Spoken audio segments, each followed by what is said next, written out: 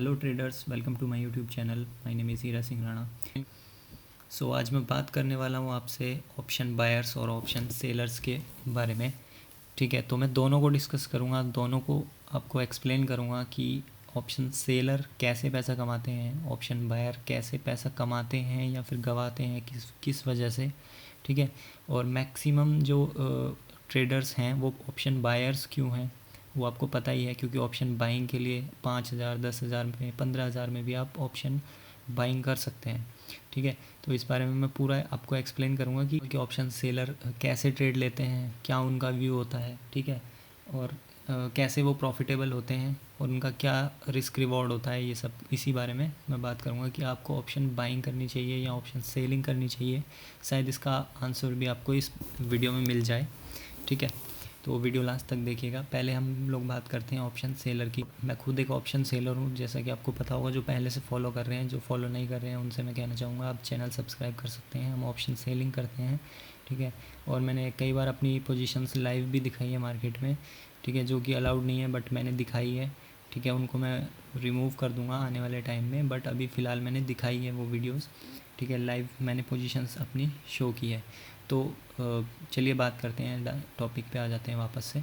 ठीक है, तो ऑप्शन सेलिंग की अगर मैं बात करूं तो ऑप्शन सेलर को गाइस कुछ नहीं चाहिए होता है। ऑप्शन सेलर को एक साइड वे मार्केट चाहिए होता है। साइड वे मतलब मैं बोलूँ तो 300 पॉइंट की रेंज, 400 पॉइंट की रेंज में भी अगर मार्केट है, बैंक निफ्टी है अगर 400 पॉइंट की रेंज में भी, तो ऑप्शन सेलर पैसा कमा के शाम तक निकल जाएगा। ठीक है, अब वो कैसे होता है मैं आपको ये बताता हूँ। ऑप्शन सेलर को केवल एक रेंज चाहिए होती है कि भाई अगर सपोज़ जैसे यहाँ पे है अभी मार्केट।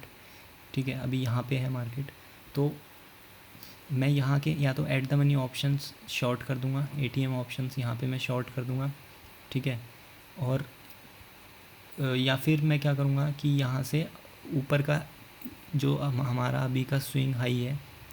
ठीक है, लाइक ये हमारा अभी स्विंग हाई है अभी का। मैं एक एग्जांपल के लिए बता रहा हूँ ये कोई ट्रेड नहीं है, मैं जस्ट समझाना चाह रहा हूँ कि ऑप्शन सेलर कैसे ट्रेड लेते हैं और ऑप्शन बायर कैसे ट्रेड लेते हैं। ठीक है, तो जो स्विंग हाई है इसके ऊपर के कोई भी out of the money option बेच देंगे, और नीचे की साइड में ये अपना स्विंग लो है। ठीक है, तो ये इसके नीचे का कोई भी out of the money option हम बेच देंगे। ठीक है, जिनका प्राइस आसपास चल रहा होगा या मार्केट के थोड़ा नीचे आने का वेट करेंगे और उसके बाद इन दोनों को बेच देंगे। तो ये एक ऑप्शन सेलर की स्ट्रेटजी होती है पैसा कमाने के लिए। ठीक है, तो इसमें अब रिस्क रिवॉर्ड की बात कर लेते हैं। रिस्क रिवॉर्ड क्या होता है, तो मैं अपनी बात करता हूँ। हमारा जो रिस्क रिवॉर्ड होता है वो ये होता है कि या तो 1000 रुपीज़ का लॉस हो जाएगा या 1000 या उससे ज़्यादा का प्रॉफिट हो जाएगा। ठीक है, तो अब इसमें आप देखें कि स्टॉप लॉस जो होता है हमारा वो तब हिट होता है, या तो मतलब एक जनरल बात करूँगा मैं। ठीक है, जो आईवीज़ होते हैं वैसे तो उन पे डिपेंड करता है, इंडिया विक्स पे डिपेंड करता है, आईवीज़ पे डिपेंड करता है ऑप्शंस के। तो बट एक जनरल बात करूँगा मैं कि सपोज़ अगर मैंने एटीएम ऑप्शन बेचा हुआ है यहाँ पे। ठीक है, तो यहाँ से मैं 200 पॉइंट नीचे तक सेफ़ होता हूँ और 200 पॉइंट ऊपर तक सेफ़ होता हूँ। ठीक है, तो अगर मार्केट एकदम से यहाँ से 200 पॉइंट गिरता है और उसके बाद 400 पॉइंट ऊपर उठ जाता है और फिर 200 पॉइंट गिरता है। ठीक है, तो शाम तक फिर भी मैं 1000 रुपये कमा जाऊँगा एक लॉट में। ठीक है, तो ये होती है ऑप्शन सेलर की स्ट्रेटजी गाइस। ठीक है, जिसमें स्टॉप लॉस हिट होने के चांसेस बहुत कम होते हैं। जैसे कि आप देख सकते हैं ऐसे बहुत ही कम दिन होते हैं जिनमें बैंक निफ्टी 400 पॉइंट को ब्रेक कर दे, मतलब कि एक 400 पॉइंट की रेंज को ब्रेक कर जाए। ठीक है, ऐसे बहुत ही कम दिन होते हैं। ठीक है, और जिस दिन होते हैं उस दिन हम 1000 का स्टॉप लॉस लेके निकल जाते हैं, और या तो सेम डे उसको रिकवर कर देते हैं या फिर नेक्स्ट डे उसको रिकवर कर लेते हैं। ठीक है, आने वाली ट्रेड्स में उसको रिकवर कर लेते हैं। तो जैसा कि आपको पता होगा कि मंथली जो है 22 दिन, एक जनरल उसमें बात करूँ तो 22 दिन जो है ट्रेडिंग होती है मंथ में। ठीक है, अब 22 दिन में से जो स्टॉप लॉस हिट होता है वो 5 दिन स्टॉप लॉस हिट हो जाएगा एक ऑप्शन सेलर का। ठीक है, क्योंकि आप देख सकते हैं, आपको भी पता होगा, जो ट्रेडिंग करते हैं उनको पता होगा कि जो मार्केट में मूव्स होती हैं, इस टाइप की मूव्स होती हैं, ये ऑप्शन सेलर का स्टॉप लॉस हिट होता है। ठीक है, ये ऑप्शन सेलर का स्टॉप लॉस हिट होता है। इस दिन क्या हुआ था, इस दिन हमारा स्टॉप लॉस वन साइड का पुट साइड में स्टॉप लॉस हिट हो गया था, बट मैंने ट्रेड को मैनेज कर दिया था और दूसरी उस ऑप्शन को एग्जिट करके और दूर का ऑप्शन एक और शॉर्ट कर दिया था, बट फाइनली हमने प्रॉफिट ही बुक किया था। ठीक है, तो ऑप्शन सेलर अपनी ट्रेड को मैनेज भी कर सकता है और ज़्यादा प्रॉफिट ना लेके थोड़ा कम प्रॉफिट ले लेता है। ठीक है, तो इसलिए ऑप्शन सेलर जो है वो ज़्यादा प्रॉफिटेबल होते हैं। यही रीज़न होता है गाइस, क्योंकि ऑप्शन सेलर के पास एक रेंज होती है, उस रेंज में मार्केट होना चाहिए बस, ठीक है। वो पैसा कमा जाएगा, वो थीटा को जो थीटा वैल्यू होती है, ठीक है, वो डिके होती रहेगी, तो उसको केवल टाइम चाहिए, ठीक है, उसको केवल टाइम चाहिए, और उस टाइम के अंदर अंदर मार्केट में ज़्यादा मूवमेंट नहीं होनी चाहिए। 300-400 पॉइंट में बैंक निफ्टी मूव करना चाहिए। तो ये कोई बड़ी बात नहीं है, ये कोई ऐसी इतनी मतलब एक लॉजिकल इतनी ज़्यादा कॉम्प्लेक्स बात नहीं है जिसको आप ना समझ पाएँ, ठीक है। तो इसलिए ऑप्शन सेलर ईज़िली पैसा कमा जाते हैं। शर्त है कि आपके पास एक स्टॉप लॉस होना चाहिए, अदरवाइज़ ऑप्शन सेलर अपना पूरा कैपिटल वाइप आउट करने में ऑप्शन बायर से भी आगे होते हैं, ठीक है। अगर आपको नॉलेज नहीं है, आपको ऑप्शंस की नॉलेज नहीं है, आपको एक्सपीरियंस नहीं है, और आप सीधे ऑप्शन सेलिंग में घुस गए हैं, तो आप जितना लॉस आपने एक साल में किया है ऑप्शन बाइंग में, उतना लॉस आप एक दिन में कर देंगे ऑप्शन सेलिंग में, ठीक है। तो मतलब नॉलेज होनी चाहिए, ठीक है, नॉलेज होनी चाहिए। अगर आपके पास नॉलेज है तो ऑप्शन सेलिंग ईजी है, क्योंकि रीज़न मैंने आपको जैसा कि आपको बता ही दिया, ऑप्शन सेलर के लिए एक रेंज की ज़रूरत पड़ती है बस। उसे एक रेंज मिलनी चाहिए मार्केट की 300-400 पॉइंट की, जिसके अंदर मार्केट घूमेगा। और ये आपको पता ही होगा कि अगर 22 दिन मार्केट खुलता है, अगर मार्केट 22 दिन खुलता है तो 22 में से मतलब 17 दिन 16 दिन तो मार्केट साइडवे ही होता है, 300-400 पॉइंट में ही होता है। रेयर ही ऐसी मूव आती हैं जिस टाइप की ये मूव्स हैं, तो आप पीछे बैक ट्रेस्ट करके देख सकते हैं, ठीक है।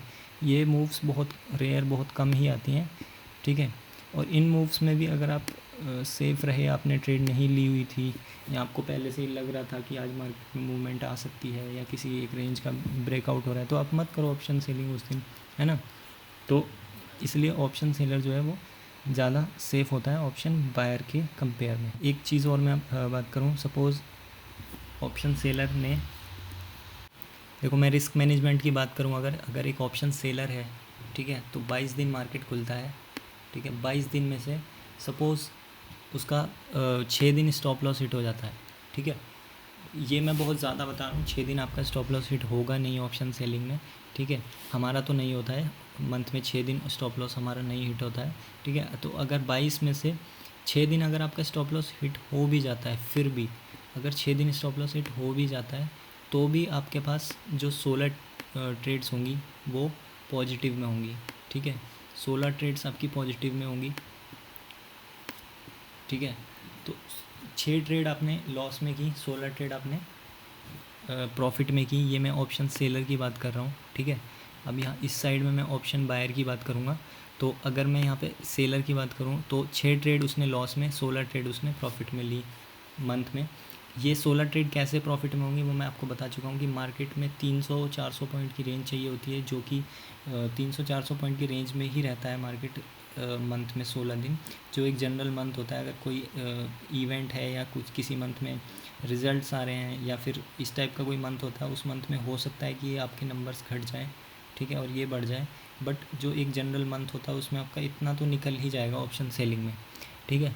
तो अगर आपने 16 दिन प्रॉफिट किया है, मतलब अगर आपने 1000 का 1000 पर ट्रेड का प्रॉफिट लिया है, तो 16000 आपका प्रॉफिट और 6000 आपका लॉस, ठीक है।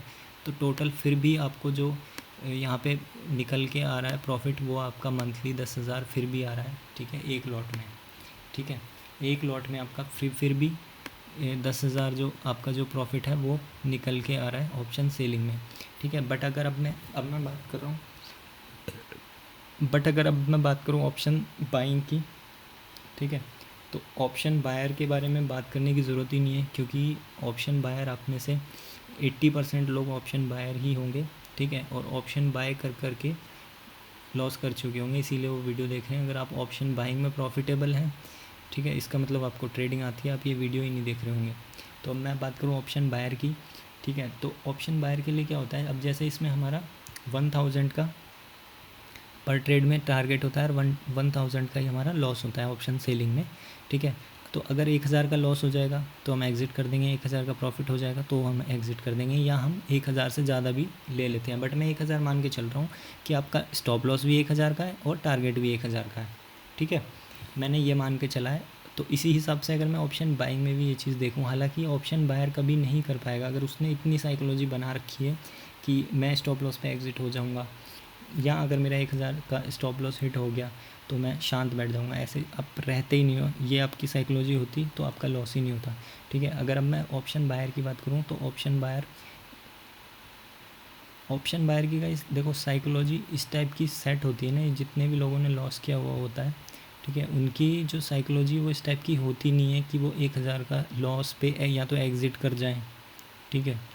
मुझे पता है आप में से बहुत लोग होंगे, ठीक है, जो ऑप्शन बाइंग करते होंगे और आपने सपोज़ सोचा हुआ है कि नहीं मेरा स्टॉप लॉस 1000 रुपये का है किसी एक ट्रेड में या 2-4 ट्रेड में। मैं एक दिन की बात कर रहा हूँ कि पूरे दिन में अगर मुझे 1000 का लॉस हो गया तो मैं शांत बैठ जाऊँगा, ठीक है।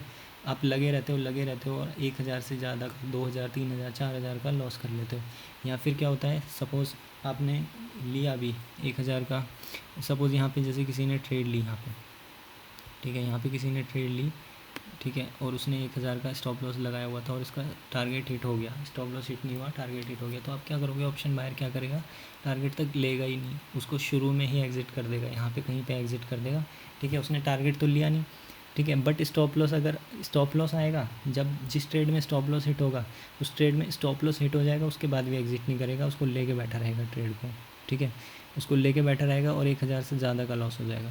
तो इसमें यार रिस्क मैनेज करना, इसमें मतलब काफ़ी साइकोलॉजी इसके लिए काफ़ी अच्छी चाहिए, ठीक है, ऑप्शन बायर के लिए। तो आप नहीं कर पाते हो ये चीज़ें कि अगर ऑप्शन बायर भी अगर मंथ में 22 दिन ट्रेड ले रहा है, ठीक है, 22 दिन ट्रेड ले रहा है, तो वो अगर सपोज़ वो 10 दिन प्रॉफिट में भी रहता है, ठीक है, चलो मैं मान लेता हूँ 16 दिन प्रॉफिट में भी रहता है वो, ठीक है, 16 दिन प्रॉफिट में भी रहता है, तो मैं शर्त लगा के बोल रहा हूँ, मैं सेम यही केस ले रहा हूँ कि 6 दिन उसका स्टॉप लॉस हिट हुआ, ठीक है, और 16 दिन उसका प्रॉफिट हिट हुआ, ऑप्शन बायर का भी, ठीक है, मैं यही केस लेके चल रहा हूँ, बट मैं शर्त लगा रहा हूँ कि उसने ये जो 16 दिन है इन दिनों में 1000 का प्रॉफिट लिया ही नहीं होगा, ठीक है।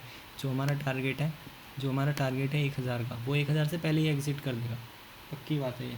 ऑप्शन बायर पे अगर मैं उसकी बात कर रहा हूँ जो ऑप्शन बाइंग कर रहे हैं लेकिन वो प्रॉफिटेबल नहीं है, और वो प्रॉफिटेबल इसी वजह से नहीं है, उसका रीज़न यही है, वो इसी वजह से प्रॉफिट में नहीं है।